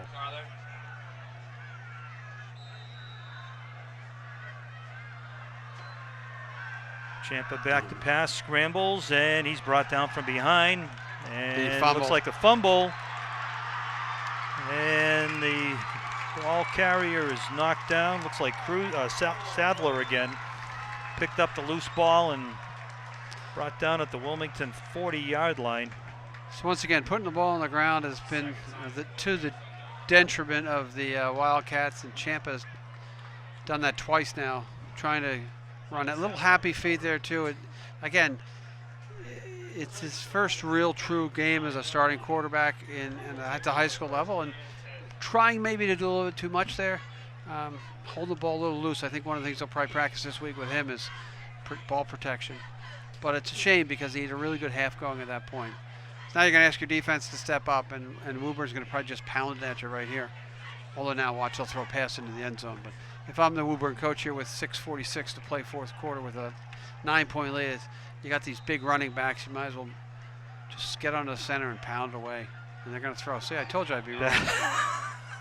I hope he throws an interception. Wilson, he's taken down to the line of scrimmage as he rolled out to the left for no gain. Bailey Smith over there, 43. Can't tell. Yeah, it was Bailey. And you got to continue to play hard. I know you've turned the ball over 2 or 3 times, 2 times here in the second half, but no matter who you are or what position you're playing, this is the time you really got to suck it up and play hard and try to turn them over on downs, get the ball back. You still have some time, and you've shown you can move the ball at least a little bit. So 2nd and 10 for the Tanners at the Wildcat 38. My guess is the Tanners are going to take their time. I think it's the back judge you have to watch because when they get down, he puts his hand up when they're down under 10 seconds. So I don't know if you can see that because the back judge, I don't think he's in our camera angle. Now that's the time, that's the game clock. To Sadler again, finds running room on the left side. Knocked out of bounds just shy of the first down out at the 30. 31-yard line. So Woburn again, that's more in time with trying to protect an 9-point lead with 5 minutes to play. But again, I imagine they're going to sit back in their huddle now and run as much of the play clock as they can. And not sure if he was pushed out of bounds. It looked like he might have got pushed out there. The clock stops on the out of bounds. Did stop. I haven't seen any motion by the official to start it. So big 3rd down. 3rd and 3.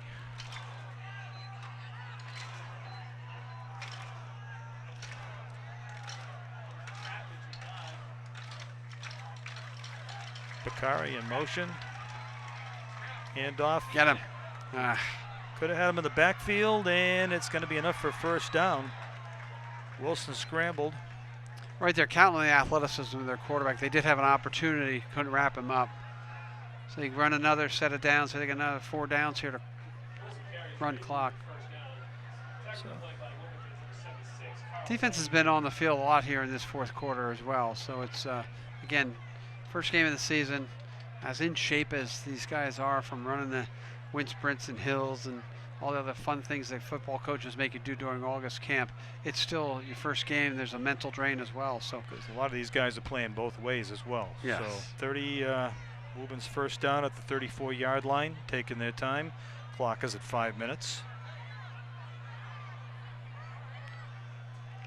And now we're on a 10, I think. Let's see if he drops his hand. I'm not sure what that rule is. I have to ask my referee friends when he puts his hand up. Too much time. Yep. So there's a delay of game penalty. They called timeout. Well, that was a little bit late. I mean, he had already called the that back judge was ready. Back judge had the flag out, and he had counted it down, and somehow the Woburn coach gets the quick timeout there. So again, they would have run the 5 yards off, but can't blame the timekeeper on that one. We're gonna have to blame the PA announcer, not the timekeeper on that one. Yeah. No, again, somebody's got to watch that. That's something where. Again, this is the quarterback's first time he's quarterback. Last year they had a 4-year starter who went on to UMass Dartmouth to play football. It's important to see. You can see the back judge clearly from the quarterback spot. His hand goes up in the air. I know you can't see me. I'm doing it here up in the booth, but his hand goes up in the air at 10 seconds, and it comes down at 5, and then it's 5. So you got to see that, and that's a tough non-call against Woburn for the Wildcats. But again, you got to coach through. You got to play through and coach through, no matter what you think. It's still 4:45 to play, Chris. And I haven't mentioned it tonight yet, Jim, but we want to give thanks to our television crew tonight. On camera, George Breslin is down on the sideline. Paul Hipple, Marty McHugh up in the sideline cameras. Adam Dusenberry down in the control room, going to you live on Friday night. Myself, Chris Neville, and Jim Boyle calling tonight's game. it's been competitive. It has been, and I think they've been. I'll have to say it's a very good showing against the team from the other division as well. Not that you're ever happy to have lost, but let's see how they finish the game out. Oh, missed tackle there, though. A couple of missed tackles. The ball is carried inside the 25-yard line to the 22 or 23. Gain of about almost 4 yards. Right, and again, at some point, it's getting a little chippy at times. There's a couple chippy players out there, but at some point you have to make the stop in the backfield and hold and wrap. So again, we're on the their left side, which is where they like to go and try to get the edge on the left side. Their left side is the strong side this time. So let's see what they decide to do. Again, they'll run as much clock here as they can. I think they're going to get banged again on a delay of game. Let's see if they get out in time. 5. There it is. Yeah, he called timeout again. So that's the last time out for the Tanners. I mean, I understand trying to run clock, but I mean, that's it. They're done. If they do this again, they're going to get janked for 5 yards, which is not what you want. You don't want to be pushed back. And if the Wildcats can get the football, they have an opportunity, or if they can turn over. They just need the opportunity to try to move the ball down the field. So we've still got a 2nd down and 7 yards for the Tanners at the Wilmington 22-yard line. Looks like it from here, 22-23. So I'm not sure what shot we're seeing here, but I'm gonna assume that right now you can see the full field. And Adam, I hate to bring you back in on my headset, just to show people what I'm talking about. If we can see the back judge at some point when we come back into play, the back judge is the guy all the way in the back of the secondary. He's got the black hat. He's walking backwards. He's the guy when he puts his hand up. He's the guy to watch because the hand goes up when there's 10 seconds left on the play clock. And he's backing away, and we can see him. We'll see what happens. Wooburn's going to come out quick here, though. They're going to go quick. It'll be the next play that we'll have to watch him, and he'll always back out of your seat. Back to pass, roll out, and he's caught in the backfield. Nice play by the Wildcat defense. Throws the quarterback for about a 5-yard loss. Who was that? Who's 30? Good pursuit. 35. Dylan Clerico. One of those in the tackle, and Coach Turner calls a timeout. Again, it's a good play because he has his spot he's got to be in. He doesn't lose contain, and he forces the quarterback back inside. Quarterback then gets tackled and he goes inside. If you lose contain, he gets the edge, you're in big trouble. So Wildcats with 1 timeout remaining, 3:47 left to play. Now you'll see again, Woburn will try to run clock here on this 3rd down. Again, if he tries to pass the ball here, I'll be amazed. But again, high school coaches never cease to amaze me. I do suspect that if the Wildcats do stop him on 4th down here, though, that Coach Turner will probably take his last time out. Correct. Stop the clock. Have an opportunity to get the ball back. So then what you got to do is you got 2 scores. You got to punch it in. You got to be successful in your onside kick. That would be the formula. Not that they can execute that, but again, you have an opportunity. This is not like they got their doors blown in. They played a really good football game. They put the ball on the ground 3 times. It didn't really help, but I would have to say they've been in the game. They've played hard, and hopefully that bodes well as we get ready to move forward in the season. So here we go. See what the Tanners decide to do.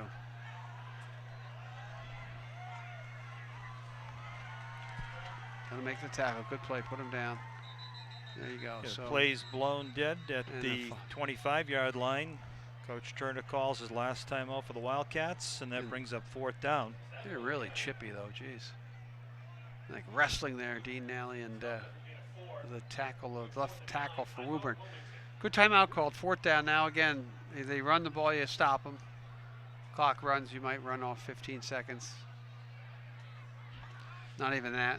And you get the ball back. The clock will stop on change of possession. But again, it's imperative here that you make a stop. Yep, this is it. So again, I would not be shocked if Woburn drops back to pass and tries to get our safeties and cornerbacks sleeping and try to throw the ball to the end zone and score, put the game out of reach. Even if you incomplete pass, you're turning the ball over anyway. Right. So he's got his whole offense he can use here to try to get that 1st down. But again, you could just run the ball up the middle with your big guy and hope he gains 8 yards and get the first down, and that effectively ends the game. But Wildcats have one stop to make here. I'm going to make the assumption that we make the stop. We get the ball and downs and have one more opportunity at least. Glad you used the term assumption and not assume.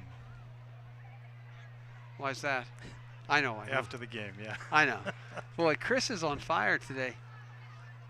I think overall, Coach Turner's got to be pretty happy with the way the defense played tonight, as we said earlier, except for a few mental mistakes and a couple of fumbles. They've really they've hung into the game against a much larger community. Definitely a really good showing for him. I'm pleased with the performance. Back to passes, Wilson. He lets the ball go. It is incomplete, so that'll stop the clock with 3:34 to go, and the Wildcats will take over on downs. So again, that was maybe 5 seconds. I think we have the slow clock going there now. We have to pay the clock keeper off here a little bit, slow down the game. We'll have to take him hostage or something. He's sitting right aside of Chris. He's very serious, though. He's getting ready to go. So this is important. Let's see what we can do here. Take it one play at a time. They have no timeouts. Clock will stop on first downs, incomplete passes, and change of possession. Not change of possession, and out of bounds. We don't want to change of possession. So don't try to get all back in one big chunk. Robarge is back into the game, so that's a good sign. He goes out wide to the right.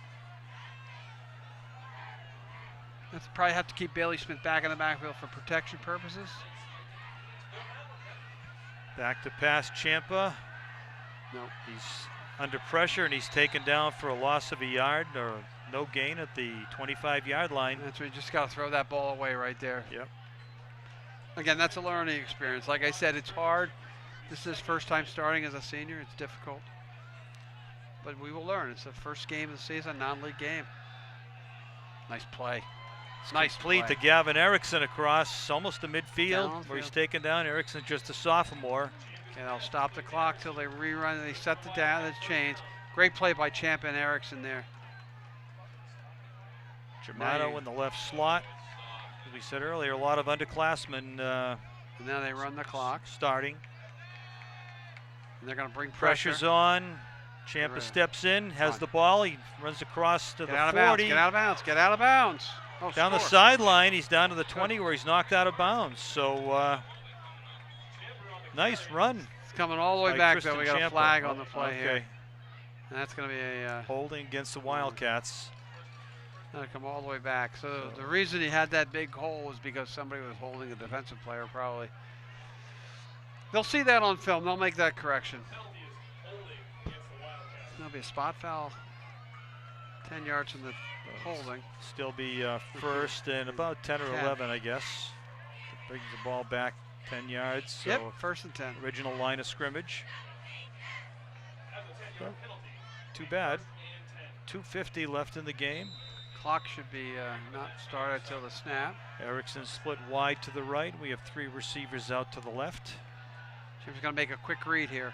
Ciampa lets the ball go to Erickson, and it's knocked down, almost intercepted by Sadler. Brings up 2nd and 10. Can you focused on that spot right there, and the defensive back was ready to pounce.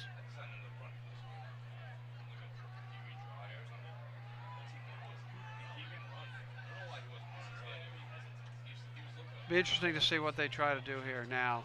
Ciampa does have, every once in a while, has a lane to get open. And but again, the risk of running the ball right now is you get stopped and you don't stop clock. You run like 30 seconds of clock. Poor snap. Bad snap. Oh, it's intended for Robarge, but that one slipped out of his hands. That play's worked a couple times already tonight. That play has, and at that point, though, that was two bad things happened. We had the poor snap, and we had the drop pass. That play took way too long to develop because of the snap. Yeah, not an easy play. Robarge had to kind of reach back for it a little bit, and I think he was in a forward momentum when he reached for it. So it was kind of out of balance. All the timing way off. You're right, Chris. Chris, absolutely right with that call.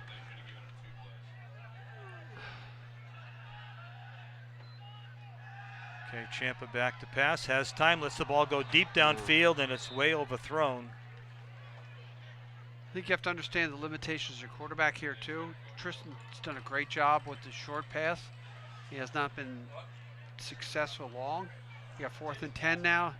You got to pull out the play that you can get 10 yards on. You don't need to pick up a touchdown here. That was intended for Andre Turner.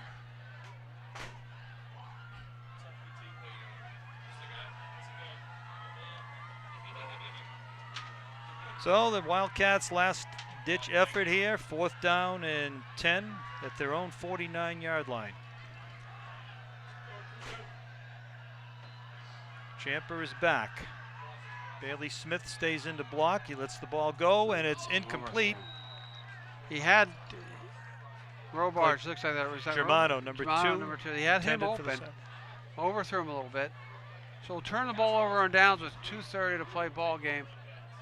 And Woburn can basically run clock to end this game. So some positives here. I suspect Coach Belcher here will probably just run the clock out. 2.5 minutes to go. That's what I would expect. It's tough. Positives here, they didn't run the football well. Negatives here being putting the ball on the floor and not running the ball. Positives being the quarterback. They got great quarterback play. They played really solid, hard defense. 3 backs in the backfield. And now it's just Sadler takes the handoff. Not giving up another touchdown. Takes a 5-yard gain across midfield down to the 44-yard line. So 1 first down they need here to run clock out. And once they get that 1 first down, if they do, the clock will end. Clock ticks down to just about 2 minutes left in the game. The officials signal that to the sideline, so we're into under 2 minutes now, and the Tanners approach the ball. Another handoff to Sadler, who's met in the backfield, stopped for about a yard gain maybe, down to the 44-yard line. So 1:40 to play. They'll start the play clock, and I think it's just like I said, they can run 2 more plays. The Wildcats will have, if they don't get the first down, Wildcats will have about 25 seconds, 35 seconds left. So the back judge looking up on the scoreboard, and he's counting down. And he's using the scoreboard as his countdown. So he'll come up, 10 seconds to get the ball into play. And they're going to get off in time here.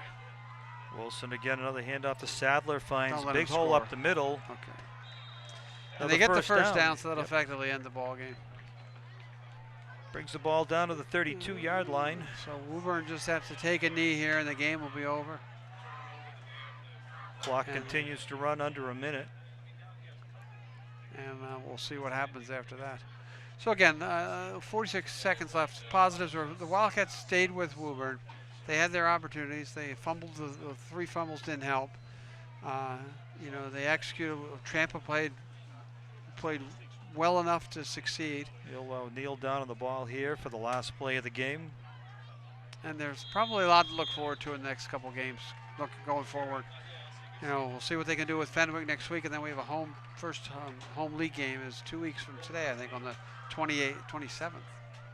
I don't know who that is, though. Who do we play on that day? I'll need the schedule. I don't know yet.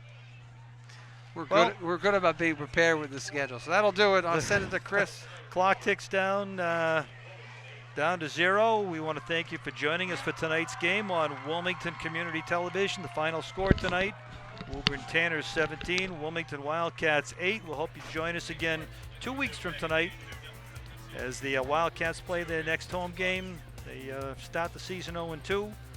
But we once again want to thank the production crew tonight: Adam Dusenberry down in the control room, Marty McHugh, Paul Hipple, and George Breslin on cameras, myself and Jim Boyle calling the game. We hope you enjoyed tonight's game, and we look forward to seeing you again soon here on Wilmington Community Television. Have a great night.